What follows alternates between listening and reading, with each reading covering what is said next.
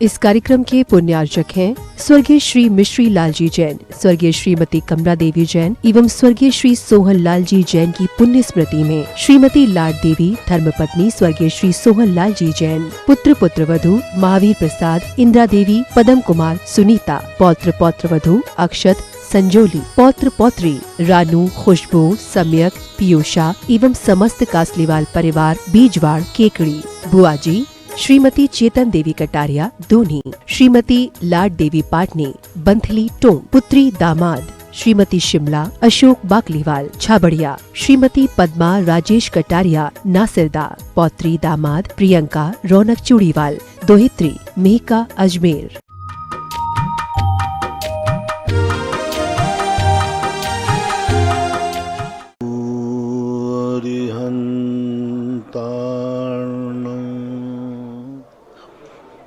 नमो सिद्धार्णं नमो आयर्याणं नमो वज्रायाणं नमो लोये सवशाहूर्णं। पंच परमेष्टि भगवान की, आचार्य श्री गुरुवर कुंद कुंद महाराज की, आचार्य श्री गुरुवर विद्यासागर महाराज की जय।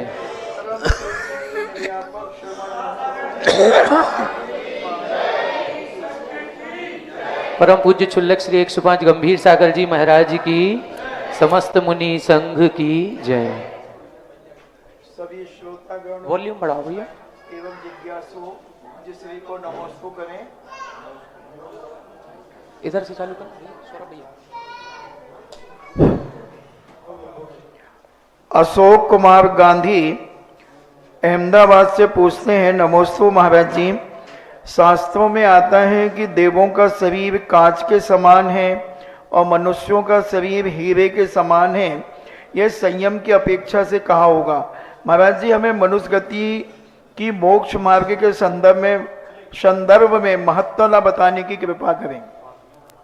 देवों का शरीर कांच के समान होता नहीं। उपमा दी गई जैसे कांच कोई काम का नहीं होता है, इसी प्रकार से देवों का शरीर मोक्ष मार्ग की कक्षा में किसी काम का नहीं। लेकिन संयम धारण करने की अपेक्षा से मनुष्य के शरीर को हीरा कह दिया गया।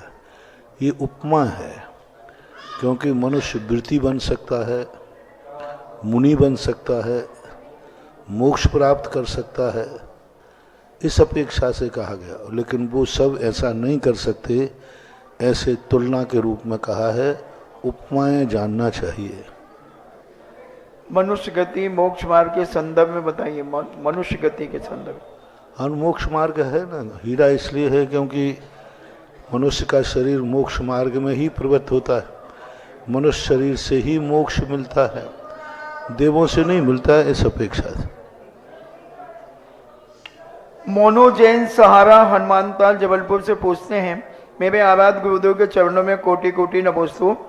महाराज जी, लोग हाथ में अंगूठी पहनते हैं और वही अंगूठी पहनकर अपनी दैनिक क्रियाएं करते हैं, वहीं पहनकर भगवान को छूते हैं और भगवान का प्रक्षालन आदि करते हैं, अभिषेक आदि करते हैं। उचित मार्गदर्शन दीजिए।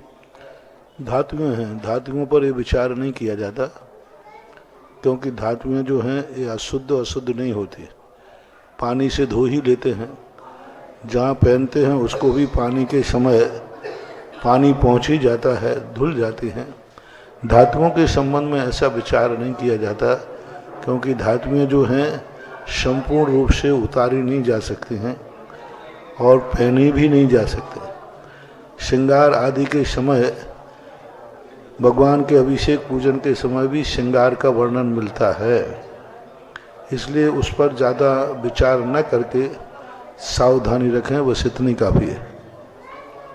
विनय जैन सागर से पूछते हैं, नमोस्तु महाराज जी, श्री जी का अभिषेक कितने वस्त्रों में करना चाहिए?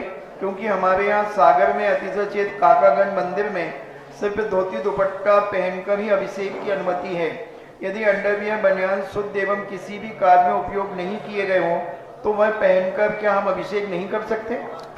पूज्यवर जिनसेन स्वामी ने महापुराण में दो वस्त्रों का उल्लेख किया, एक धौत और उत्तरी है, ये दो का नाम किया है। अब ये अंडरवियर बनियान ये तो अभी चलने लगे, पहले अंडरवियर होते ही नहीं थे। पहले के जो धोतियां पहनते थे उसके अंदर कोई अंडरवियर नहीं होता था, धोती ही इस ढंग से पहनते थे, वो कांच लगा के पहनते थे ना पूरी, तो कांच लगा के पहनने से अंडरवियर होते ही नहीं थे। ये तो अभी वर्तमान की देन है, इसलिए शास्त्रों में कुछ लिखा नहीं है। लेकिन आज जिस ढंग से आपके पतले कपड़े जिस ढंग से आप पहनते हैं उस ढंग से अंडरवियर होना जरूरी है, क्योंकि सबसे पहले तो कपड़ों में बहुत पतलापन आ गया। पहले लट्ठे की धोती पहनते थे तो उसमें आज वो सबसे बड़ा जो जितना ज़्यादा बारीक कपड़ा पहनता है वो अच्छा मानता है। दूसरी बात है कि वह कांच आदि नहीं लगाते, आज कांच लगती है तो ढीली लगती है, जमीन से लगती हुई। तो जिस ढंग से पहनाव है इस ढंग से अंडरवियर होना चाहिए। दुपट्टा यदि बनियान नहीं है तो दुपट्टा से पूरा शरीर ढकना चाहिए, लेकिन मात्र यदि आप दुपट्टे को गलूबंद जैसा डाल लेते हैं, पेट और पीठ दिख रहे हैं, तो फिर बनियान भी पहनना चाहिए। लेकिन ये दोनों बनियान और धोती दुपट्टा अलग से मंदिर के ही होना चाहिए। जैसे धोती दुपट्टा है, ओम शांति, बच्चों को अलग करें, जैसे धोती दुपट्टा मंदिर के ही होते हैं, ऐसा अंडरवियर बनियान भी मंदिर का ही होना चाहिए। वे अंडरवियर बनियान नहीं पहन सकते जिनसे आप शौच आदि क्रिया करते हैं, दिन भर पहने रहते हो, वे शुद्ध होने के बाद भी अभिषेक के योग्य नहीं है। अभिषेक के वही कपड़े योग्य है जो मंदिर के नाम के हों। इससे अंडरवियर बनियान भी मंदिर के अलग से होना चाहिए, यानी 4 वस्त्र होना चाहिए, धोती दुपट्टा अंडरवियर और बनियान, लेकिन वो मंदिर के होना चाहिए। ईशान जैन सहारनपुर से पूछते हैं, नमोस्तु महाराज जी, मुझे आचार्य श्री स्वप्न में महावीर स्वामी के निर्वाण दिवस पर ब्रह्म मुहूर्त में आशीर्वाद देते हुए दिखे और मैंने उनके कमंडल में पानी भरा। फिर उन्होंने हाथ धोने के लिए वस्तु मांगी। मैंने उन्हें 3 प्रकार की छोटी छोटी गोलियां दी। इसका क्या अर्थ होता है? तुम जानो और स्वप्न जानो। हमारे आचार्य ने गोलियां लेते हैं और न है, लेकिन कोई बात नहीं, ठीक है। सचिन जैन, शोभित जैन, रामगढ़ मंडी, नमोस्तु महाराज जी, आपने जिज्ञासा में बताया था कि भगवान केवल ज्ञान के बाद 5000 धनुष ऊपर चले जाते हैं, फिर नीचे नहीं आते। तो मेरे इस संबंध में जिज्ञासा है कि ऐसा क्यों लिखा है कि भगवान आदिनाथ अंतिम समय में कैलाश पर्वत पधारे और वहां से निर्माण पधारे, भगवान महावीर स्वामी पावापुर के पद्म सरोवर से निर्माण पधारे, शेष अन्य तो वो सभी तीर्थंकर आकाश से मोक्ष होता है, उनके नख केस नीचे गिरते हैं। अब उसको क्या कहेंगे? जब कैलाश पर्वत के ऊपर जाके खड़े हो गए तो क्या कहेंगे? कैलाश पर्वत ही तो कहेंगे, क्योंकि कैलाश पर्वत का ऊपर के एरिया पे जाके वो खड़े हो गए। तो ऐसा कहने में नख और केस उनके विसर्जित होते हैं, इसलिए ऐसा कहने में आता है। अल्पना जैन इंदौर से पूछती हैं, नमोस्तु महाराज जी, दीपावली की घर की पूजन के समय क्या हमें दरवाजा खोलकर रखना चाहिए या नहीं? देखो, तुम दिवाली पूजन मना रहे हो तो चोर भी दिवाली मनाना चाहता है। चोर को रोकने की हिम्मत हो तो खोल के रखो, अन्यथा नहीं हो तो बंद करके रखो। ये कुछ नहीं है कि किवाड़ खोल के रखें तो लक्ष्मी जी आएंगी, बंद करेंगे। ये सब चक्कर में मत पड़ो। ऐसे चक्करों में लोग दिवाली के दिन अपना सारा सोना चांदी निकाल के पूजा के पाठ पर रखते हैं। ये सब मिथ्यात्व है, ऐसा कुछ नहीं है। लक्ष्मी का इससे कोई लेना देना नहीं है। अच्छे भक्ति भाव से पूजा करो तो लक्ष्मी अपने आप तिजोरी में भी बढ़ जाएगी, और अच्छी पूजा पाठ नहीं करो तो लक्ष्मी को कितने भी धोख दो वो बढ़ने वाली नहीं है, ऐसा मानना है। अशोक कुमार गांधी 16 से पूछते हैं, नमोस्तु महाराज जी, आदिनाथ भगवान को केवल ज्ञान होने में 1000 वर्ष हुआ और मल्लीनाथ भगवान को 6 दिन लगे। तो महाराज जी मेरी जिज्ञासा कि ऐसा क्यों हुआ? उनमें द्रव्य, छेद, काल और भाव का कोई रोल था क्या? उसके मूल कारण है कर्म सिद्धांत। क्योंकि आयु कर्म जो है 6ठे गुण स्थान तक उसकी उदीर्णा होती है। जिनकी जितनी आयु शेष थी उतने वर्ष तक उनको रुकना पड़ेगा। 1 मिनट भी वे पहले मोक्ष नहीं जा सकते, क्योंकि आयु कर्म की उदीर्णा नहीं होती। इसलिए वो आयु कर्म है। अब प्रश्न ये उठ सकते हैं कि वो 14 दिन पहले क्यों समोषण से उठे, वो 3 दिन पहले क्यों उठे? तो ये उनके तीर्थंकर प्रकृति की अनुभाग शक्ति की जो उदीर्णा थी, वह शक्ति की उदीर्णा कम पड़ जाने से, उनका पुण्य की प्रकृति का वेरिएंट कम हो जाने से उनको वहाँ से उठना पड़ा। लेकिन आयु कर्म के कारण से उनको उतनी देर वहाँ रुकना पड़ा और तीर्थंकर प्रकृति की अनुभाग शक्ति की कमजोरी से उनको समोषण छोड़ना पड़ा।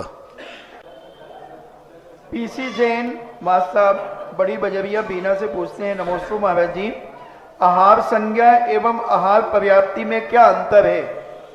आहार संज्ञा अलग है। आहार पर्याप्तियां कहलाती हैं पुद्गल वर्णाओं को ग्रहण करना। आहार संज्ञा का अर्थ इच्छाएं, भोजन ग्रहण करने की इच्छा होना। वर्णाओं को ग्रहण करने की इच्छा आहार संज्ञा में नहीं होती है। भोजन को खाने की इच्छा होना, प्राप्त करने की इच्छा होना, वो आहार संज्ञा है। और पर्याप्तियों में आहार पर्याप्ति का अर्थ है 9 कर्म वर्णाएं अपने आप बिना संज्ञा के, आहार संज्ञा है भी नहीं तो भी वह 9 को पर्याप्ति होती है। जैसे आहार संज्ञा 6ठे गुण स्थान तक होती है, 6ठे गुण स्थान के ऊपर आहार संज्ञा नहीं है। लेकिन पर्याप्तियां 13वें गुण स्थान तक हैं। पर्याप्तियां सब वहां तक चलती हैं। गुण स्थान 14वें गुण स्थान तक भी पर्याप्त नाम कर्म का उदय रहता है। इससे 9 कर्म वर्णाएं, हालांकि 13वें गुण स्थान तक ही 9 कर्म वर्णाएं ग्रहण होती हैं, ऐसा मानना चाहिए। इसलिए आहार संज्ञा इच्छा है और आहार पर्याप्ति में 9 कर्म वर्णाएं स्वतः ही शरीर को ग्रहण करता रहता है। ये अंतर जानना चाहिए। हर्षित जैन गुना से पूछते हैं, नमोस्तु महाराज जी, हमने कोई मान्यता की थी कि हम वहाँ पर अपने बेटे को लेकर के वहाँ जाएंगे, कथा कराएंगे आदि, मगर प्रवचन सुनकर के हमने आपके उन सबको छोड़ दिया। मगर हमें थोड़ी सी परेशानियाँ उत्पन्न हो रही हैं, हमें आपका संभल चाहिए। परेशानियाँ उस कारण से नहीं हो रही हैं। पहले जो तुमने सम्यक दर्शन खो करके जो अशुभ कर्म कमाए हैं वो थोड़े से डिस्टर्ब हैं, थोड़े दिन में सब ठीक हो जाएगा। आपके जैन जबलपुर से पूछते हैं, नमोस्तु महाराज जी, भगवान के जिनालय में कोई व्यक्ति अगर प्रतिदिन खाली हाथ जाता है तो उस व्यक्ति को पुण्य मिलेगा या खाली हाथ दर्शन करने का महत्व है क्या कोई? वो खाली हाथ क्यों जाता है? पशु है इसलिए जाता है, गरीब है इसलिए जाता है, कोई बीमारी है इसलिए जाता है, अशुद्ध है इसलिए जाता है। कारण पता करना पड़ेगा क्यों जाता है, तो उस कारण के अनुसार उसको फल मिलेगा। लेकिन कोई बात नहीं, खाली हाथ जा रहा है लेकिन जा तो मंदिर ही रहा है ना, ठीक है। अतिशय जैन मुजफ्फरनगर से पूछते हैं, नमोस्तु महाराज जी, घर बनवाते हुए शिलान्यास के समय पर नींव में स्वास्तिक, नंद्यावत आदि चिन्ह या यंत्र बनाना क्या ठीक है? क्योंकि घर बनाने के बाद उसके ऊपर हम चलते हैं, रहते हैं।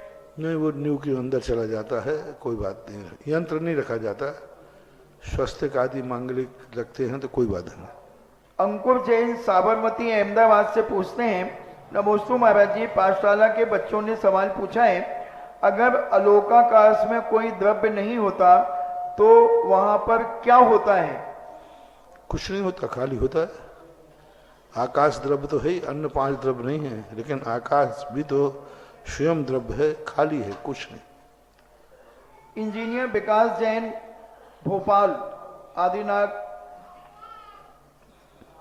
नमोस्तु गुरुदेव, भारत में अनेक देवी देवताओं की पूजा अर्चना होती है, जबकि विदेशों में देवी देवताओं को कोई भी नहीं मानता और उन्हें पूछते भी नहीं है, फिर भी भारत में कई गुना अधिक, भारत से कई गुना अधिक समृद्ध और संपन्न, ऐसा क्यों? देखो, देवताओं को मानने का अर्थ समृद्धि नहीं है। देवताओं का मानने का अर्थ है कि हमारी बुद्धि पाप कार्यों में ना जाए, धर्म कार्य में लगी रहे। संपन्न का अर्थ क्या होता है? धन दौलत है इसलिए संपन्न है?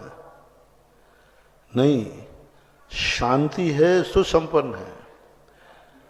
विदेशों में तुम कहते हो कि वहां धन दौलत है, सबसे ज्यादा नींद की गोलियां अमेरिका में बिकती हैं। जहां नींद हराम हो वहां काय का सुख है।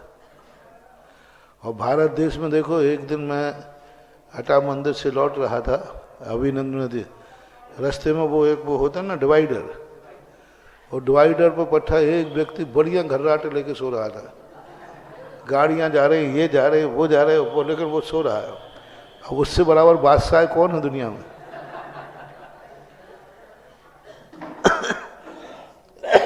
सबसे ज्यादा पागल अमेरिका में, ब्रेन हेमरेज अमेरिका में, हार्ट अटैक अमेरिका में, और कोई भी बड़ी बीमारी शुरू होगी वो सबसे पहले अमेरिका से, क्योंकि उनके पास धन दौलत थोड़ी। आज की नीति थोड़ी है। रावण धनवान था कि श्री राम धनवान थे? सोने की लंका। तो पापियों का पाप बढ़ने के लिए धन की समृद्धि बढ़ने का अर्थ है कि पापाचार की प्रवृत्ति बढ़ना।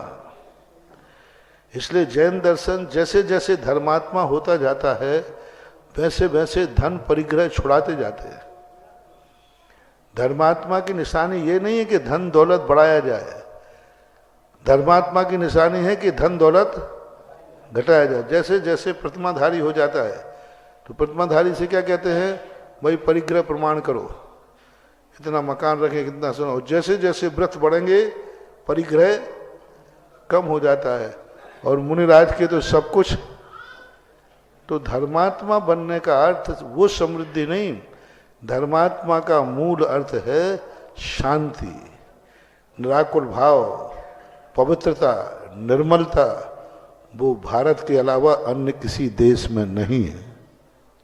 सुधीर जैन छिंदवाड़ा से पूछते हैं, नमोस्तु महाराज जी, सांप्रायिक आश्रव और इरियापत आश्रव में क्या अंतर है और संसार अवस्था में क्या होता है? अशुभ कर्मों का आश्रव रुक जाना संभव है? सांप्रायिक आश्रव का अर्थ होता है कसाय के माध्यम से जो होता है वो सांप्रायिक आश्रव है। कसाय रहित जो योगों से होता है वो इरियापत आश्रव है। इरियापत आश्रव के 3 गुण स्थान हैं, 11वां, 12वां, 13वां। सांप्रायिक आश्रव के 10 गुण स्थान हैं, पहले से लेकर 10वां गुण स्थान।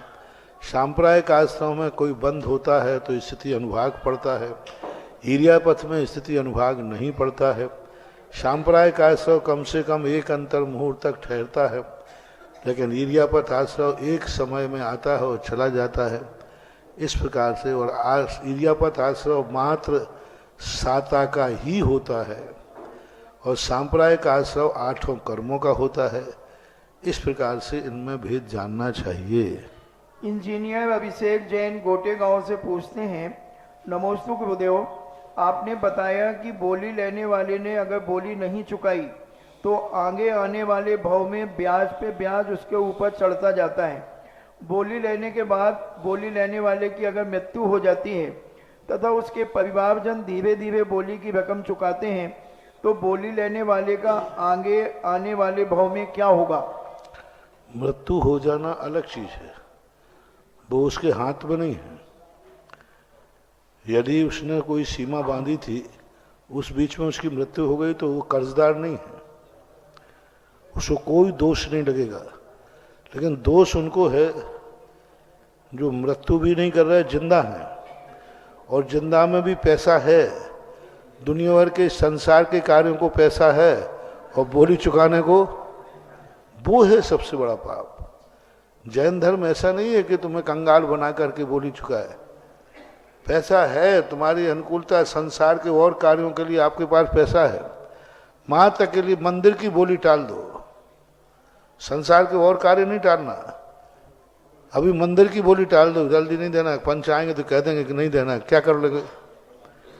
क्योंकि बोली एक चीज है जो पूरी 100% 2 नंबर में होती है। ना कोई गवाह है, ना कोई लिखा पढ़ी है, लेकिन गजब भारत में एक स्थान पर ईमानदारी है, उसका नाम है बोली। 99% पॉइंट 99 लाखों करोड़ों की बोलियां होती हैं, कोई लिखा पढ़ी नहीं, कोई सबूत नहीं, कोई प्रमाण पत्र नहीं। यदि कोई नहीं देवे तो तुम कुछ भी नहीं कर सकते। कोर्ट जाओगे, क्या लेके जाओगे? फिर भी 99% बोली ईमानदारी से आती है, क्योंकि वो जानता है दान कोई हमने कर्जा में नहीं लिया है, दान हमने पुण्य कमाने के लिए लिया है। और कमाने की जब बात आती है तो कौन बेईमानी करेगा? वो जानता है कि बोली नहीं देने से मंदिर को क्या घाटा है, कोई दूसरा ले लेगा। दूसरा तुम छोड़ो तो सही बोली, छोड़ी हुई बोली लोग ज्यादा जल्दी लेते हैं, और छोड़ी हुई बोली में पुण्य ज्यादा है। कोई बोली छोड़े तो उसके लिए 10 लोग आ जाते हैं। मैंने कहा भाई क्यों? बोले महाराज छोड़ी हुई बोली का पुण्य बहुत ज्यादा होता है, इसलिए छोड़ी हुई बोली तुम छोड़ो, दूसरा अभी हाल लेने के लिए खड़ा है, और बल्कि तुम्हारे छोड़ते ही महंगी और जाएगी। जितनी बोलियां आज तक छूटी हैं, अभिनंदन क्षेत्र का यदि प्रैक्टिकल करना हो तो अभिनंदन क्षेत्र की कोई 24 ही छोड़ के दिखाए।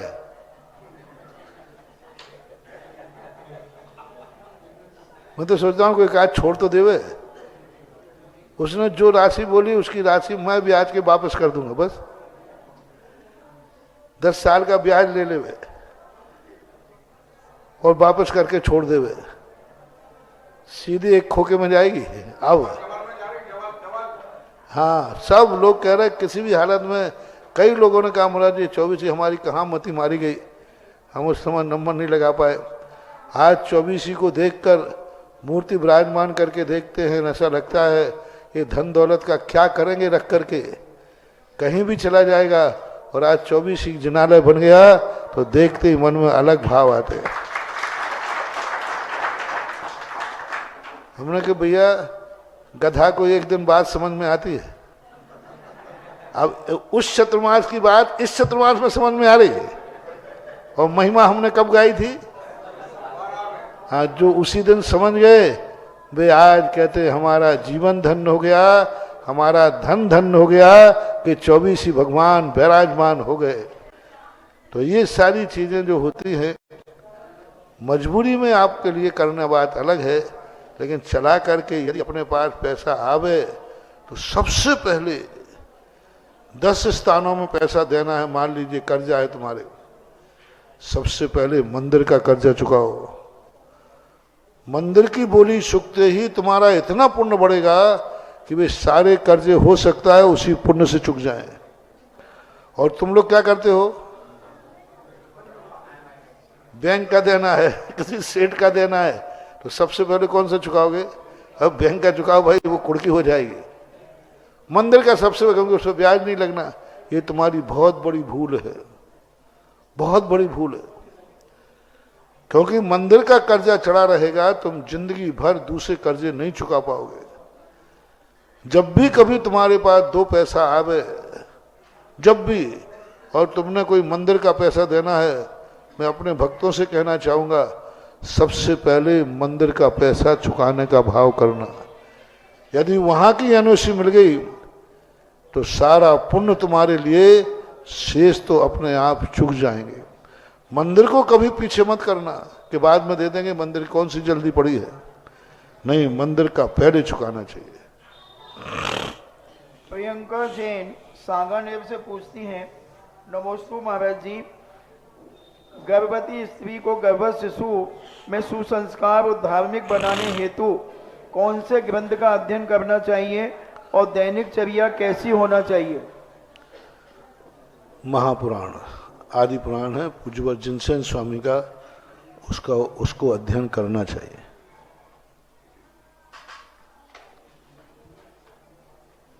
अनुज जैन गुरुग्राम हरियाणा से पूछते हैं, नमोस्तु महाराज जी, विधान में केसर से बंगे गोले चढ़ा सकते हैं क्या? चढ़ा सकते। इसमें कोई दोष तो नहीं है? कुछ लोग केसर से बंगे पीले गोले का विरोध करते हैं, नहीं, यह ऐसा तर्क देते हैं कि गोले छिलका उतारने के बाद चटक बन जाता है, तो यह विधान में नहीं चढ़ाना चाहिए। नहीं, ऐसा कुछ नहीं है। वो मांगलिक के लिए केसर लगाने में कोई बाधा नहीं। वैभव काला सूरत भटार से पूछते हैं, अनीता जैन सिंगोली मध्य प्रदेश से पूछती हैं, गुरुदेव बारिश के पानी को छानना चाहिए, बिना छाने काम में ले लेना चाहिए? छानना ही चाहिए। अनीता जैन, तिल्ली अन्न में आती है क्या? समाधान दीजिए।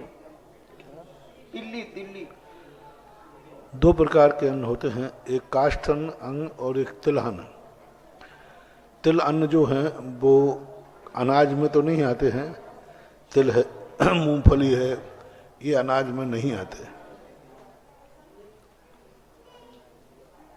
ऑनलाइन जिज्ञासाओं के पश्चात जिनवाणी चैनल, सुधा कलश चैनल और आदिनाथ चैनल के समक्ष विराजित सभी गुरु भक्तों की ओर से और साक्षात यहाँ पर गुरु चरणों में विराजित सभी मुनि भक्तों की ओर से पूज्य मुनि श्री के चरणों में बारंबार नमोस्तु नमोस्तु नमोस्तु।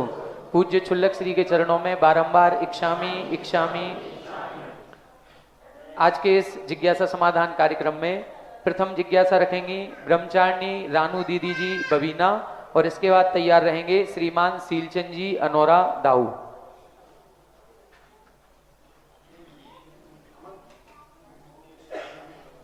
वॉल्यूम बढ़ा दें। हेलो, पूज्य श्रद्धेय मुनि पुंगव श्री सुधा सागर जी महाराज के चरणों में मेरा कोटि सा नमोस्तु नमोस्तु नमोस्तु। इक्षामी महाराज जी, इक्षामी महाराज जी। महाराज जी, मेरी जिज्ञासा है कि जैसे आपने बांसी वालों को आशीर्वाद दिया और यहाँ का मंदिर चमक गया, ऐसे हम बबीना वालों को भी आशीर्वाद दीजिए महाराज जी कि हम लोग कैसा पुरुषार्थ करें कि हमारा शांतिनाथ जिनालय भी पूर्ण रूप से बन जाए। और महाराज जी, छोटी सी जिज्ञासा है हमारी कि जो नीचे स्वर्गों में देव होते हैं तो उन्हें ऊपर के देव अपने स्वर्गों में ले जा सकते हैं क्या? और ले जा सकते हैं तो वो वहां पर कितने समय तक रह सकते हैं? ले जाने में कोई बाधा नहीं, परगत विहार होता है। नीचे के देव स्वयं ऊपर नहीं जा सकते, ऊपर का देव चाहे तो उनको ले जा सकते हैं। कितने समय तक रुकना है उनकी इच्छा के ऊपर है। वो उस सामने वाला देव कितनी देर रोक सकता है, ये कितनी देर रोक सकता, मेहमान के समान जाएगा। 2 घंटे, 4 घंटे, 6 घंटे विक्रिया के द्वारा जाना है तो विक्रिया बदलते रहते हैं। तो ऐच्छिक रूप से वो जब तक दिन रुकना चाहें रुक सकते हैं। अजी, मतलब लंबे समय तक भी रुक सकते हैं क्या? हाँ, रुक सकते हैं। 2 दिन 4 दिन रुकें तो कोई बाधा नहीं। नमोस्तु महाराज जी, और शांतिनाथ जिनालय के लिए भी आशीर्वाद दीजिए आशीर्वाद कि हमारे आपके चरण पड़े महाराज जी और ऐसा ही हम लोगों का सौभाग्य जागे। नमोस्तु गुरुवर। जिज्ञासा करेंगे श्रीमान सीलचंद जी अनोरा दाऊ। इसके बाद तैयार रहें अध्यक्ष श्रीमान विजय कुमार जी जैन बांसी कुबेर परिवार से। मेरे गुरुवार जगतपुर निर्यापाक मुनि पुंगव श्री सुधा सागर महाराज नवोस्तु नवोस्तु नवोस्तु इच्छामी इच्छामी। हे गुरुवार, हमारी जिज्ञासा है कि जब तीर्थंकर का जन्म होता है तो सौधर्म ऐरावत हाथी पर बैठाकर सुबेर पर्वत पर ले जाता है और वहाँ 1008 कलशों से अभिषेक होता है। तो हे गुरुवार, 1008 कलशों का क्या महत्व है और इसका गंधोदक बनता कि नहीं, और इसका अभिषेक कौन इंद्र लोग करते हैं, देव करते हैं, क्या मनुष्य करते हैं? हे गुरुवार, समाधान करें। नमोस्तु नमोस्तु। भगवान का जन्माभिषेक नियम से देवता ही करते हैं। मनुष्यों को तो पता भी नहीं चलता कि कब भगवान को वहाँ ले जाया गया। इसलिए और 1008 कलशों का एक सगुन है, नियोग है। और एक कलश छोटा मोटा नहीं होता है। 8 योजन चौड़ाई वाले 4 योजन गहरा, यानी 96 किलोमीटर तो लंबा चौड़ा, 48 किलोमीटर गहरा, 96 किलोमीटर गहरा नहीं मोटा 8 योजन, हाँ 8 96 किलोमीटर का तो गहरा, 48 किलोमीटर का यूं मोटा और 12 किलोमीटर का मुख। एक लोटा यदि लुढ़क जाए तो ललितपुर बह जाएगा। हाँ, भागड़ा नंगल बांध भी नहीं है। ऐसा कौन सा बांध है अभी जो 96 किलोमीटर गहरा हो? 96 किलोमीटर गहरा, 48 किलोमीटर चौड़ा भली हो सकता है, लेकिन गहरा हो। और भाखड़ा नंगर के संबंध में कहते हैं कि यदि भाखड़ा नंगर यदि टूट जाए तो आधा भारत और पाकिस्तान, और हमारे जन्माभिषेक का एक लोटा लुढ़क जाएगा तो सारी नदियां हाउसफुल हो जाएगी, बाढ़ आ जाएगी। और वो ऐसे कलश 1008 एक साथ ढालता है, एक एक करके नहीं, एक साथ भगवान पे ढालता है, फिर भी भगवान को कोई फर्क नहीं पड़ता, अतुल बल के धारी होते हैं। अब ये गंदोदक कैसे आता है? तो इसके संबंध में लिखा है कितना गंदोदक बहता है जैसे साक्षात बड़ी बड़ी नदियां बह रही हों जब ढलता है, लेकिन जैसे पांडुशिला के नीचे आता है एक बूंद भी कहीं नहीं मिलता। देवताओं को एक एक बूंद गंदोदक मिल पाता है। उनको इसलिए गंदोदक बनाना ज्यादा है क्योंकि खपत है, असंख्यात देवता है। अब असंख्यात देवताओं के लिए यदि इतना गंदोदक नहीं बनाए वो, तो गंदोदक नहीं मिल सकता। इसलिए वहां गंदोदक वेस्टेज नहीं जाता। ढलते समय तो लगता है लेकिन नीचे आते ही वह सब देवता अपने माथे पर धारण कर लेते हैं। एक एक दो दो बूंद गंदोदक मिलता है, इसलिए वो गंदोदक वेस्टेज नहीं जाता है, उसका उपयोग होता है। इसको अभिषेक करने से हम लोग क्या लाभ होगा? जन्माभिषेक का मनुष्यों का तो अभिषेक करने के उल्लेख वहां नहीं मिलता है। उसमें मात्र एक उल्लेख जरूर आया है कि भगवान महावीर स्वामी का अभिषेक हो रहा था। उस समय एक मुनिराज पांडुक बन की वंदना करके लौट रहे थे, तो उन्होंने जरूर देखा था। बाकी आप लोगों के लिए जन्माभिषेक बहुत महत्वपूर्ण है।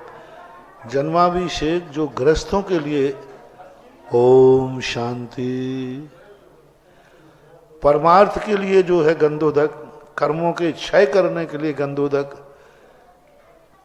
जिन प्रतिमा का सबसे ज्यादा कार्यकर, और जन्माभिषेक का गंदोदक आप गृहस्थों के लिए बहुत शुभ शकुन है, सुख समृद्धिदायक है। क्योंकि 10% से युक्त होते हैं बालक, और उस समय जो शक्ति उनकी होती है, देवता लोग सबसे ज्यादा जन्माभिषेक को महत्व देते हैं क्योंकि उनका वैभव सुख समृद्धि है। तो गृहस्थ के लिए कभी भी हो, कैसे भी हो, जन्माभिषेक का अभिषेक नहीं छोड़ना चाहिए।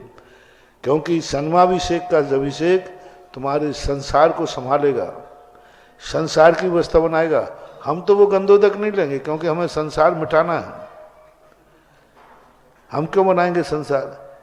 लेकिन आप लोगों को संसार बनाना है परिवार के। तो जन्माभिषेक का गृहस्थों के लिए बहुत शुभ है, शगुन है, और वह गंदोदक आपको अपने घर पर ले जाकर के रिश्तेदारों को, परिवार को जरूर देना चाहिए, क्योंकि गृहस्थी तुम लोगों की अच्छी चलती रहे, ये भाव भी तुम्हारा होता है।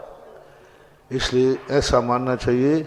जन्माभिषेक का मौका जहां मिले, और कार्य करो या नहीं करो, जन्माभिषेक पे पहुंचो तो बिना कलश लिए बहाना आना ही नहीं चाहिए। एक कलश तो जरूर ढालना चाहिए, और वो गंदोदक भी आपको वहीं नहीं छोड़ना है। गंदोदक आपको माथे पे धारण करना है और ला करके अपने परिवार को भी देना चाहिए। वो गंदोदक जरूर आप अपने दुकान पे छिड़क सकते हो, वो गंदोदक भले आप अपने जानवरों के ऊपर भी छिड़क सकते हो। वो गंदोदक के लिए आपके लिए किसी भी रूप में आप उस गंदोदक को ले सकते हो, क्योंकि गृहस्थों के लिए बहुत शुभ सगुन होता है। इसके बाद जिज्ञासा करेंगे दिगंबर जैन समाज बांसी के अध्यक्ष महोदय, जिनको इस पंचकल्याणक में कुबेर बनने का सौभाग्य प्राप्त हुआ, श्रीमान विजय जी। और इसके बाद तैयार रहें श्रीमान सुदर्शन जी, महामंत्री बांसी। महाराज श्री, एक जिज्ञासा ऑनलाइन आई है कि जब भी कोई समाज में बड़ा कार्यक्रम होता है, बड़े उत्सव होते हैं, पंचकल्याणक या विधान आदि, तो उसमें जो भी साधर्मी बंधु बाहर से आते हैं, इकट्ठे होते हैं, एकत्रित होते हैं, उन सबके लिए भोजन की व्यवस्था की जाती है। अब यदि कोई उस भोजन को करते हैं कमेटी वालों की ओर से, तो क्या उस भोजन के करने में निर्माल्य का दोष लगता है, और यदि लगता है तो इससे कैसे बचें? कदापि नहीं। सबसे पहली बात तो है कि आप गृहस्थ लोग, मैंने पहले ही कहा, आप लोगों को 3 प्रकार के अनाज दान देना चाहिए। एक मुनिराजों के लिए, दूसरा वृत्ति त्यागी वृत्ति के लिए, तीसरा जो है तीर्थ क्षेत्रों पर महोत्सव में आने वाले भगवान के महोत्सव में जो आए हैं उनको भोजन कराने का अर्थ है अन्नपूर्णा भंडार को भरना। आपके घर में बारात में आते हैं, एक 3 दिन के दूल्हे के कार्यक्रम में शामिल होते हैं, उनको आपको कितने शान सौगत से खिलाते हो, कितने आइटम अधिक से अधिक खिलाने का भाव करते हो। ये तो त्रिलोकीनाथ के भक्त आए हैं, त्रिलोकीनाथ की बारात आई है। यहां तो भूखे रह करके भी खिलाओ तो भी कम है। 2 स्थानों पर जरूर आप लोगों को ध्यान देना चाहिए। आपके स्थान पर कहीं तीर्थ क्षेत्र है आसपास में, तो लोगों को ये नियम लेना चाहिए कि पूरे हमेशा के लिए तीर्थ क्षेत्र पर निःशुल्क व्यवस्था चले। बहुत अच्छा, इससे अच्छा क्या होगा। अभी और कहीं तो मुझे पता नहीं, राजस्थान है, यहाँ पे एक स्थान आज है, सबसे छोटा गांव है, वासी जैसा ही मान लो, वासी जैसा ही छोटा सा गांव है, और वहां पर आज करीबन 10 से 15 साल हो गए, तब से एक ही व्यक्ति की तरफ से निःशुल्क भोजन व्यवस्था चल रही है, और बसें भर भर के लोग आते हैं। पूरनमल जी हरसोरा हैं कोटा के, उनका रिलेशनशिप वहाँ है, तो उनका भाव, पहले दूसरे छावड़ा जी थे वो चलाते थे, अब वो भोजन एक ही व्यक्ति चला रहा है, और खूब समाज आती है वहाँ, तो खूब छत्रमास वगैरह में खूब, लेकिन निःशुल्क चल रहा है। ऐसे ही सब लोगों को अपने अपने तीर्थ क्षेत्रों पर पूरा नहीं कर सकें तो एक एक दिन का, एक एक महीने का, 15-15 दिन का निकटवर्ती तीर्थ क्षेत्रों पर आने वाले यात्रियों के लिए आप लोगों को सबसे ज्यादा निःशुल्क भोजन व्यवस्था करना चाहिए, क्योंकि वो भगवान के भक्त आए हैं। भगवान तो आहार लेंगे नहीं, उनके भक्तों को भी आहार देने में उसी पुण्य के वो भागीदार हो जाते हैं। दूसरा, जब आपके यहाँ महोत्सव होता है, महावीर जयंती है, साधु संतों के चतुर्मास हैं, पंच कल्याणक महोत्सव हैं, इनकी भोजन व्यवस्था सबसे पहले, जो इंद्रादिक नहीं बन पाते हैं समय के अनुसार, इंद्रादिक की बोलियां नहीं ले पाते हैं, पैसे की कमी हो अथवा समय की कमी हो, उन लोगों को सबसे बड़ा काम करना चाहिए कि मैं इंद्र की बोली तो नहीं ले पाऊंगा, लेकिन पंच कल्याणक में एक दिन की भोजन व्यवस्था जरूर करा दूंगा। एक नहीं करो, 2 लोग मिल जाओ, रिश्तेदार मिल जाओ, दोस्त यार मिल जाओ, लेकिन पंच कल्याणक के अंदर अपने लिए कई प्रकार का पुण्य है, और पुण्य तो सब कई बार बता चुके। भोजन व्यवस्था दे करके भी आप अपना पुण्यार्जन कर सकते हैं। रही बात निर्माल की, तो ये भोजन व्यवस्था के नाम से यदि दान आया है तो आप लोगों को ग्रहण करने में कोई दोष नहीं है, लेकिन अन्न निमित्त का दान देना, स्वधर्म की बोलियां लेकर के, शांति धारा का बोलियो, इन बोलियों के नाम के पैसे से भोजन व्यवस्था करना, ये जरूर निर्माल की कोटि में आता है। क्योंकि ये भोजन तुमने किस नाम से लिया, बोली इंद्र के नाम से, और उसको भोजन व्यवस्था में डाल दिया। खाने की वस्तु नहीं लोगे, उस पैसे को आप पंडाल में खर्च करो और किसी में, लेकिन खाने वाला मामला जब आए, क्योंकि भोजन व्यवस्था में बहुत आए जैनी ही खाएंगे कि नहीं, तो फिर वो बोली का पैसा कैसे खा सकते हैं। इसलिए मैं पंचकर्णक में और चतुर्मास में सबसे पहले ये कहता हूं कि पहले बताएं, ये मंगल कलशों की बोलियों का पैसा भोजन व्यवस्था में तो नहीं दोगे, ये बोलियों का पैसा भोजन व्यवस्था में तो नहीं जाएगा, क्योंकि जैन दर्शन में सबसे ज्यादा निर्माल का दोष बताया है। पंचकर्म आदि कार्यक्रम में सबसे पहले भोजन व्यवस्था के डोनेटर ढूंढो और सबसे पहले आपको दान भोजन व्यवस्था में देना चाहिए। ये कह करके भाई और कोई कार्य करना पाऊँ या ना कर पाऊँ, एक दिन भोजन तो करा ही दूंगा जितने भगवान के भक्त आएंगे। तो ये बहुत बड़े पुण्य का और बहुत बड़े अन्नपूर्णा का अतिशय का काम होता है, करना चाहिए, अच्छा है। महानुभाव, हम सभी के समक्ष भी एक बहुत बड़ा महोत्सव होने जा रहा है 9 तारीख से 15 तारीख तक, जो कि श्री मज्जिनेन्द्र पंच कल्याणक महोत्सव पूज्य महाराज श्री के ससंग सानिध्य में 7 दिवसीय कार्यक्रम है।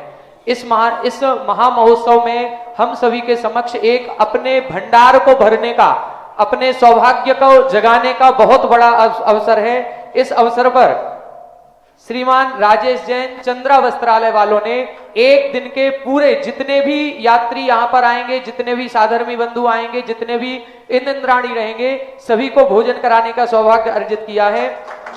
दूसरा 15 तारीख को जिस दिन फेरी होगी और सर्वाधिक साधर्मी भाई उस दिन आते हैं, उस दिन के पूरी भोजन व्यवस्था राजेश जैन चंद्रा वस्त्रालय। एक और परिवार श्रीमान प्रदीप जैन, डायरेक्टर आदिनाथ कॉलेज महर्रा ललितपुर, इन्होंने भी एक दिन की पूरी व्यवस्था का सौभाग्य प्राप्त किया। एक समय की भोजन व्यवस्था कराने का सौभाग्य अर्जित किया श्रीमान सुरेश बाबूजी एडवोकेट ललितपुर, और एक समय की भोजन व्यवस्था का सौभाग्य अर्जित किया श्रीमान डॉक्टर राहुल जैन विदिशा, श्रीमान से शिखर चंद जी के दामाद ये हैं, इन्होंने ये सौभाग्य अर्जित किया है। और भी जो भी महानुभाव इस सौभाग्य को अर्जित करना चाहें और अपने जन्म जन्मांतर के लिए अपने भंडार को भरना चाहें तो अभूतपूर्व अवसर अपने सामने है। 3 दिन हो गए, 4 दिन बाकी है। हाँ, 4 दिन के बाकी में। ललितपुर में अभी बहुत बड़ा काम हुआ, पूरे इतना बड़ा ललितपुर का पंचकर्णाक, तो पंचकर्णाक नहीं होगा, वो तो महाकुंभ होगा, महाकुंभ बहुत बड़ा। और पूरी भोजन व्यवस्था मंडी के लोगों ने ली है, बोले किसी से कहीं मांगने की जरूरत नहीं, मंडी वाले ही काफी हैं। तो ये तो बहुत बड़ा। अब बांसी का है तो बांसी में भी मंडी है तो सही, नहीं है, नहीं है, वो मंडी नहीं बनी हुई है। हाँ, फिर भी लोग ये बहुत बड़ा कार्य कर सकते हैं। 4 दिन बाकी हो करो। एक समय की भोजन की राशि मात्र 2.5 कलश की राशि निर्धारित की गई है, और एक पूरे दिन में जितने भी साधर्मी भाई यहाँ पर आएंगे सुबह शाम दोनों टाइम के भोजन का यदि सौभाग्य अर्जित करना चाहें तो 5 कलश की राशि निर्धारित की गई है। जो भी सौभाग्य अर्जित करना चाहें, कम समय है, शीघ्रता से अपने नाम यहाँ पर भेजें। जिज्ञासा करें श्रीमान सुदर्शन जी महामंत्री बांसी, जिनको इस पंचकल्याणक महोत्सव में राजा सोम बनने का सौभाग्य प्राप्त किया। अच्छा, आपकी हो गई। श्रीमान विजय जी अध्यक्ष कुबेर, जिनको बनने का सौभाग्य प्राप्त किया। महाराज जी, मैं मंडी वालों से निवेदन करता हूँ कि जब इतना बड़ा पंचकल्याण संभाल रहे हैं, पूरे ललितपुर का पंचकल्याण संभाल रहे हैं, तो हमारे 5 दिन का और संभाल दें, पूरे मंडी वाले संभाल दें। महाराज जी, हम क्यों जाए किसी के दरवाजे, जब इतना बड़ा पंचकल्याण जो संभाल रहे हैं, महाकुंभ जिसको महाराज जी ने महाकुंभ कहा है। ये तो बासी वालों का आपसी का व्यवहार का सवाल है। महाराज जी, आप व्यवहार बनाइए। महाराज जी, आपकी बात ठीक है, लेकिन हम लोग महाराज जी इतने बड़े नहीं हैं तो महाकुंभ के में जो है इतना बड़ा हिस्सा है।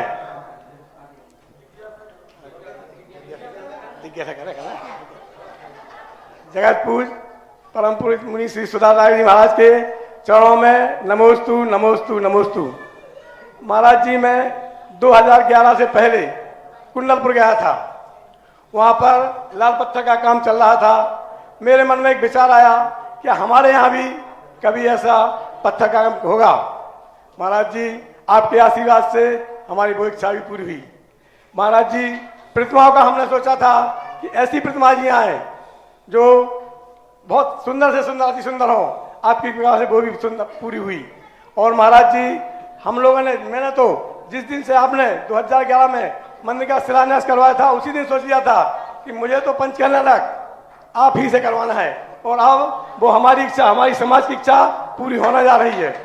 और महाराज जी, हमने जो मेरा जिज्ञासा है कि गुरु जी कहीं भी जाते हैं, कोई भी प्रोग्राम करवाते हैं, कोई भी जो है मंदिर बनवाते हैं, तो पहले 1 दिन पहले या 2 दिन पहले सगुन करवाते हैं। कहीं भी जैसे 1000 कलशों की धारा होना है तो महाराज जी वहाँ कहते पहले ये 10 जो है में भूमि शिलान्यास करवा उसका मंदिर जी का। तब गुरु जी ने ये नहीं पूछा कि यहाँ कोई समन वाला है क्या, किसी के पास क्या 10,000 रुपये हैं या 5,000 रुपये हैं, ये मंदिर कैसे बनेगा। इसके बाद जब हमारा पंचकल्याणक शुरू हुआ तो गुरु जी ने हमसे नहीं पूछा कि भाई तुम लोग पंचकल्याणक कर रहे हो, इतना बड़ा काम कर रहे हो, आप लोगों के समन में क्या है। तो हमारे तो गुरु जी यही भाव ये जिज्ञासा है कि आप हमारे भगवान का चमत्कार है या आशीर्वाद, आपका आशीर्वाद है या हमारे समाज का पुण्य है। देखो, जब शुरू में जब मंदिर आया था तभी मैंने सगुन उठा लिया था, और दूसरा सगुन उठाया कि जब मूर्तियां तो मैंने ही पास की थी ना जी महाराज, और जब मूर्तियां पास कर दी इसका बड़ा सगुन और क्या होगा। नमस्ते गुरुवार, नमस्ते गुरुवार। और पास की हुई मूर्तियां सारे जयपुर के शिल्पी जानते हैं कि मूर्ति यदि सुधा सागर के पास हो गई तो अब दुनिया का कोई व्यक्ति का कोई विकल्प नहीं करते, और वो इसलिए, और रेट भी बढ़ा देते हैं। यदि कोई मूर्ति लेने जाओ तो वो सस्ती बता देंगे, और तुम कहते ना महाराज को दिखाने ले जा रहे तो वो कहते वो रख दो, वो नहीं मिलते, ले जाओ, पास होना ही नहीं है। तो तुम्हारी मूर्तियां जब पास हुई थी उस समय मूर्तियों को देख करके बहुत इतना आनंद आया था कि बहुत अच्छी भव्य मूर्तियां बनी, और जिस प्रकार का, और इस मूर्ति को देखकर हमारे आचार्य महाराज भी प्रसन्न हुए कि मूर्ति बहुत अच्छी है। तो सब कुछ अच्छा होना ही ये सगुन का ही प्रतीक है।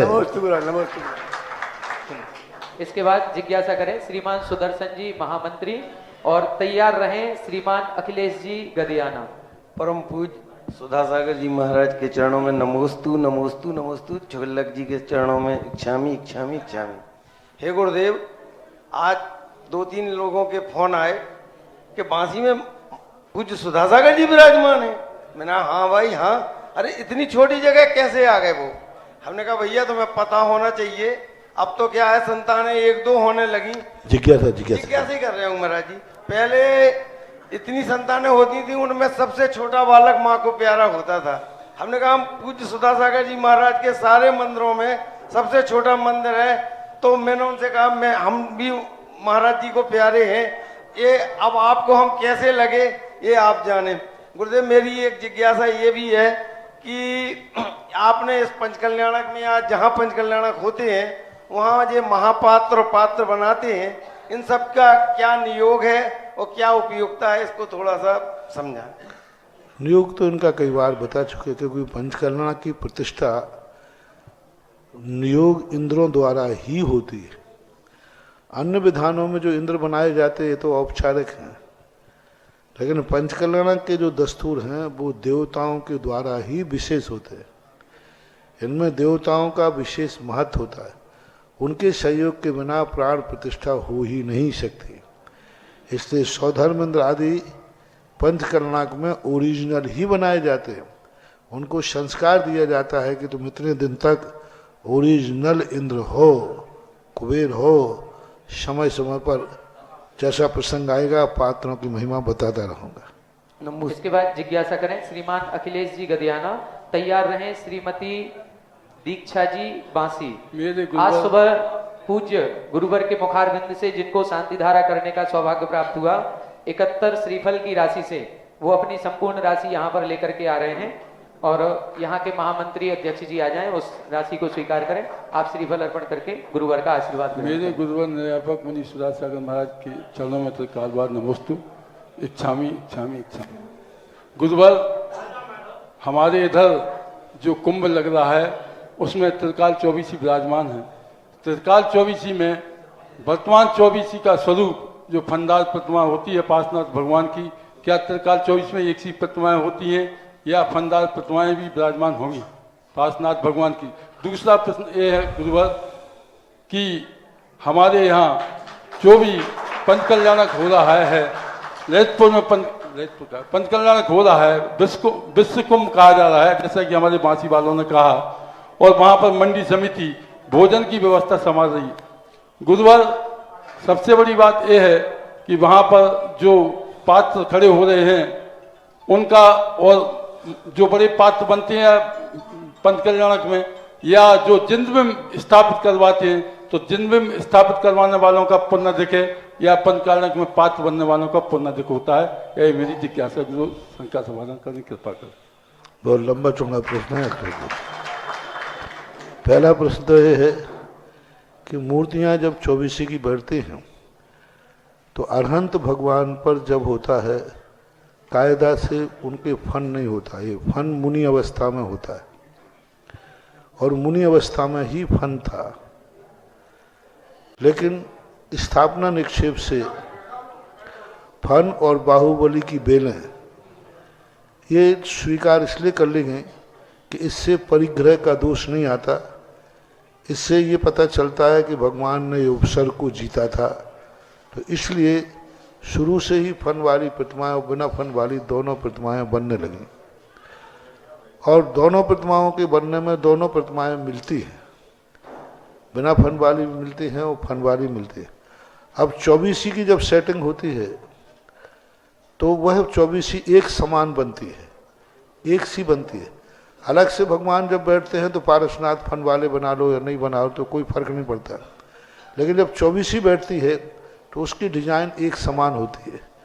यदि फन वाली मूर्ति बनेगी तो वो मूर्ति छोटी बनेगी, बहुत छोटी। जैसे मान लीजिए आपके यहाँ मूल नायक 51 इंच से 4.25 फुट शायद अब वो कम से कम आकर के 3 फुट से भी कम मूर्ति हो जाएगी फन। और अपन कहें कि उतनी बड़ी मूर्ति के बाद फिर फन बनाओ तो वो फन जाकर के वेदी के ऊपर चला जाएगा तो व्यवस्था बिगड़ जाएगी।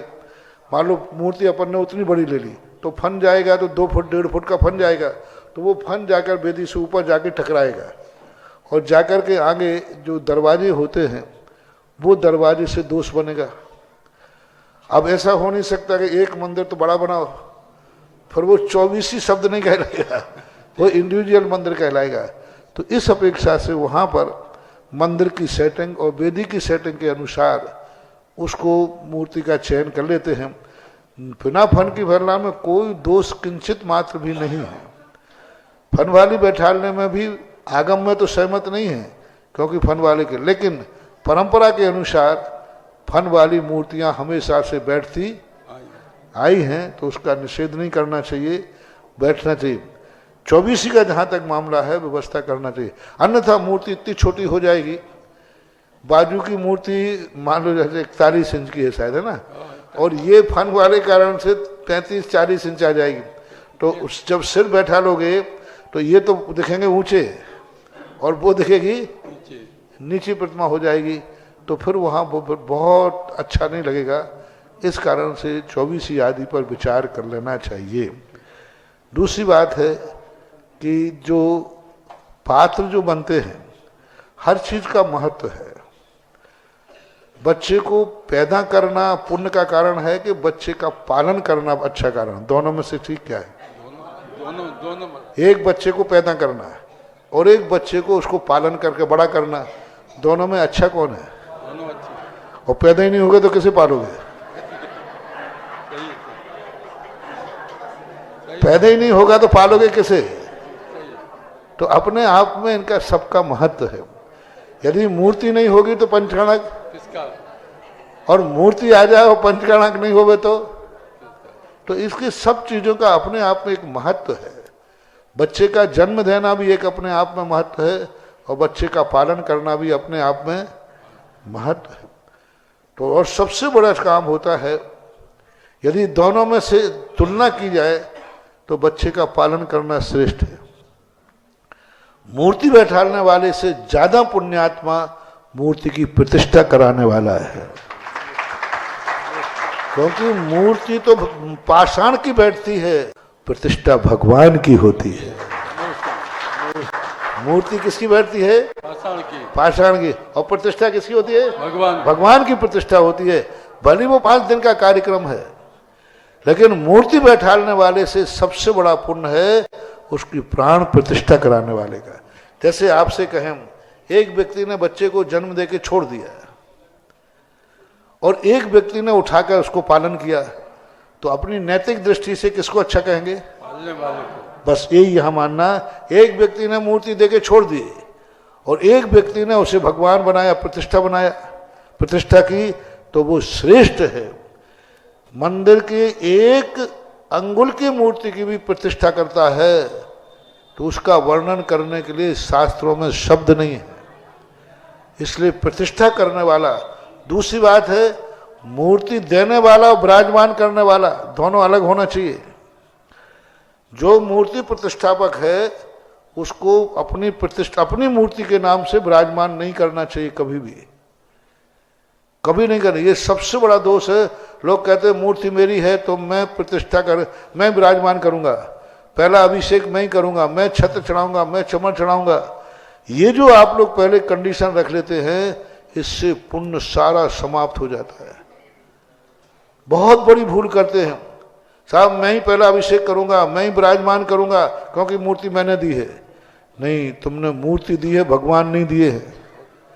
भगवान विराजमान करने के लिए एक स्थान का संस्मरण है कि एक व्यक्ति ने पूरा मंदिर बनाया, अखिलेश जी, पूरा मंदिर, करोड़ रुपया लगाया, पूरा पंच कल्याणक उसने कराया, पूरा खर्चा, व्यय उसका था और आय मंदिर की थी, मतलब समाज की थी। जब मूर्ति विराजमान करने की बात आई तो समाज ने कहा महाराज जी मूर्ति क्या विराजमान, हमारे सेठ जी विराजमान करेंगे जिन्होंने मंदिर बनाया, इतना खर्च किया। मैंने कहा सेठ जी समाज कह रही है आप विराजमान करो, और नैतिकता बोलती भी है। अरे 2-5 लाख की बोली जाएगी, उसने तो करोड़ों खर्च कर दिए। मैंने कहा सेठ जी मेरे भक्त हो कि समाज के, अपन को मूर्ति विराजमान नहीं करना, मूर्ति वही लाए, मूर्ति वही लाए, सब उनका है, विराजमान नहीं करना अपन को। समाज कहते महाराज जी आप क्या करेंगे, हम 2-5 लाख रुपए दे, इससे ज्यादा बोली जाएगी नहीं। मैंने कि तुम जानो, तुम्हारा सेठ जाना, सेठ जी से मैंने कह दिया मेरी बात मानना हो तो अपन को मूर्ति विराजमान नहीं करना, और समाज की बात मानना हो तो मैं बोलूंगा नहीं। अब हमारा सेठ ऐसे थोड़ी कि तुम्हारी बात मान जाओ, वो तो मेरी मान गए। बोले महाराज जी नहीं कहेंगे तो मैं तो विराजमान नहीं करूंगा। मैंने बैठ जाओ चुपचाप। बोली लगी, बोली लग करके सेठ जी से मैंने कहा अपन को बोली छोड़ना नहीं है, अपन को बोली छोड़ना नहीं है, आ जान दो मैदान में, कितने आएंगे कोई। और बोली वो 4-5 लाख कैसी गई। मैंने कि बोलो, फिर मैंने समाज को समझाया इसके पहले विराजमान करते तो सेठ बन के करते, और अब जो विराजमान की है भक्त बन के की है, भगवान भक्तों से बैठते।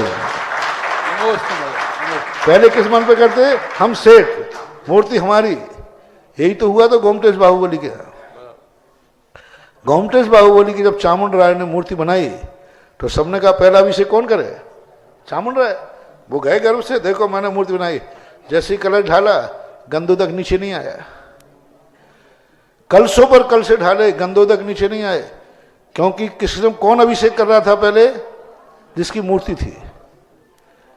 और बाद में जाकर के एक लुटिया का पानी, एक माजी ने आगा भैया ये पानी डाल दो, जैसे ही वो पानी डाला गंदोदक चरणों तक आ गया। ये क्या अतिशय था कि तुम मालिक बन के मूर्ति मत बैठा लो। मैं कभी भी अपने भक्तों को कभी भी कहता हूं मूर्ति के अलग दान दो, विराजमान करने के लिए अपनी शक्ति हो तो विराजमान करो, नहीं हो तो समाज को छोड़ दो। और यदि तुमने मालिक बन के विराजमान की तो कर तो लोगे, लेकिन सारा पुण्य तुम्हारा क्षय हो जाएगा, मूर्ति में अतिशय नहीं आएगा और व्यर्थ में तुम्हारे जीवन को नुकसान हो जाएगा। इसलिए विराजमान के लिए समाज के बीच में छोड़ करके बैठना चाहिए। आ जाओ विराजमान करो, नाम तो तुम्हारा लिखा गया, विराजमान वाले का थोड़ी लिखा जाएगा वो, क्योंकि नाम मूर्ति पे लिखा जाता है, भगवान पर, और अब तो भगवान हो गए। तो पर वो बिना ना मूर्ति वाला लाया, मूर्ति का नाम लिखा, लेकिन पुण्य किसको ज्यादा है, उसका नाम नहीं आएगा, नाम नहीं आएगा लेकिन काम तो। इसलिए ये व्यवस्थाएं होना चाहिए हमेशा। अभी जब पंचकर्णक होता है मैं मूर्ति दातारों से त्याग कराता हूं कि बोलो आज के बाद ये मूर्ति मेरी थी, आज के बाद यह मूर्ति से मेरा कोई संबंध नहीं रहेगा और मेरा कोई लेना देना नहीं है, ये समाज की है। और अब भगवान नाभि राय के पुत्र के रूप में जाने मेरे नाम से नहीं। तुम कहते हो अभी अटा मंदिर में कहा था ना हमने, कौन सी वेदी, किनकी वेदी, वाश्रावनी वाले भसरावनी वाले कौन क्या नाम था अरे जिनेन्द्र देव की बेटी है, प्रतिष्ठा के बाद वो नाभि राय के बेटे हैं, तुम्हारे नहीं। तो इस प्रकार की अवस्थाएं यदि सही विधि पूर्वक प्रतिष्ठाएं होती हैं तो बहुत फलती फूलते हैं महानुभाव, और यदि उसमें अहंकार आ जाता है तो बिगड़ जाते हैं, ऐसा मानना है। नमोस्तु नमोस्तु। आज का जिज्ञासा समाधान कार्यक्रम यहीं पर संपन्न होता है। पूज्य गुरुवर की आरती करने का सौभाग्य 3 परिवारों को प्राप्त हुआ है। आज जिनको नवदा भक्ति पूर्वक आहारचर्या कराने का सौभाग्य प्राप्त हुआ, ऐसे श्रीमान कैलाश चंद जी, बीरन जी, सुदर्शन जी, राजेश जी, समस्त बांसी परिवार। दूसरे परिवार श्रीमान महेश जी, पवन जी, बार वाले परिवार। और तीसरे श्रीमान राजकुमार जी, सुनील जी, संकेत जी, मधुर जी, अनुपम जी, कमलाबाई जी, अंजना जी, समस्त बछरावनी परिवार बार। तीनों परिवार आगे आ जाएं और पूज्य गुरुवर की आरती यहाँ पर अपन सब मिलकर के करेंगे। जिन्होंने आरती का सौभाग्य अर्जित किया केवल वही आगे आएंगे और वही आरती करेंगे।